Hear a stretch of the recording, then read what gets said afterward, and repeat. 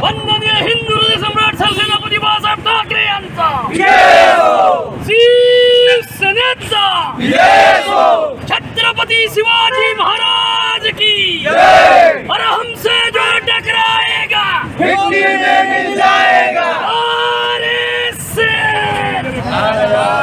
पक्ष प्रमुख उद्धवजी ठाकरे साहब तुम आगे बढ़ो, हम तुम्हारे साथ हैं। पक्ष प्रमुख उद्धवजी ठाकरे साहब तुम आगे बढ़ो, हम तुम्हारे साथ हैं। सेना प्रमुख आदित्य जी ठाकरे साहब तुम आगे बढ़ो, हम तुम्हारे साथ हैं। शिवसेना से जो टकराएगा मिट्टी में मिल जाएगा। शिवसेना से जो टकराएगा मिट्टी में मिल जाएगा।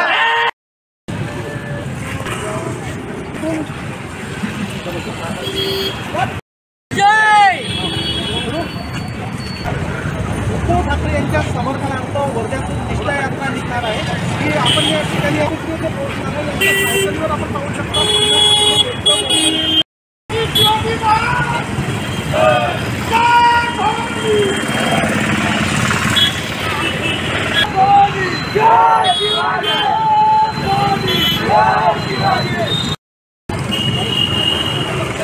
निघालो तुषार बॉय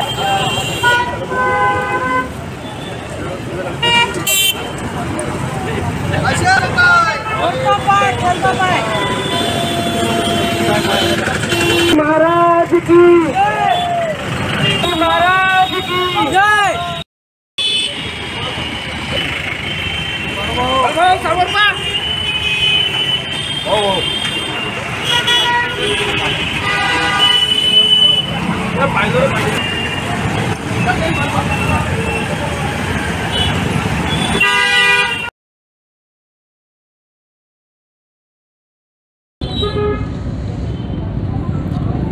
सध्या महाराष्ट्राची जो वाटचाल आहे, जो सध्या महाराष्ट्रात बेरोजगारी वाढत आहे, शेतकरी आत्महत्या वाढत आहे, शेतकऱ्यांच्या प्रश्नावर तोडगा निघत नाही आहे। सध्याचा जो खोके सरकार आहे ते फक्त ठेकेदारी मक्तेदारी सावकारी करून राहिला।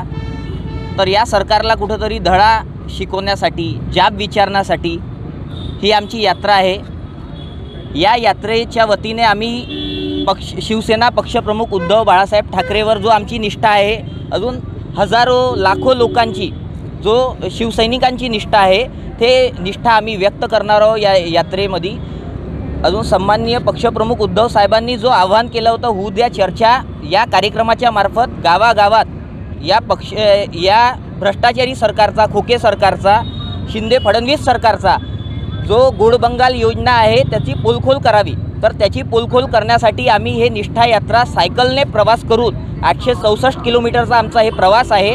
प्रत्येक गावागावात जाऊन आम्ही शेतकऱ्यांना, कष्टकरी, बेरोजगार ज्यांना आतापर्यंत घर भेटला नाही, म्हणजे 2022 पर्यंत प्रत्येक गरीबाला घर देण्याचं आश्वासन देशाचे पंतप्रधान नरेंद्रजी मोदी यांनी केलं होतं, राज्य सरकारने केलं होतं, पण अद्यापही अनेक लोकांना घरसुद्धा भेटले नाही आहे। 1 रुपयाचा पीक विमाच्या माध्यमांना शेतकऱ्यांना लॉलीपॉप देण्याचा काम कुठेतरी सरकारने केला आहे। तर हे सगळ्या घटनेचा निषेध म्हणून आम्ही हे सायकलनं प्रवास करत आहोत। पेट्रोल दरवाढीचा निषेध, सिलेंडर दरवाढीचा निषेध आम्ही हे सायकलनं प्रवास करून करणार आहोत। आणि या यात्रेमार्फत सत्ता परिवर्तन महाराष्ट्रात झाली पाहिजे, पुन्हा उद्धव बाळासाहेब ठाकरे हे महाराष्ट्राचे मुख्यमंत्री बनले पाहिजेत, हे आवाहन आम्ही समस्त गावागावात जाऊन आम्ही करणार आहोत।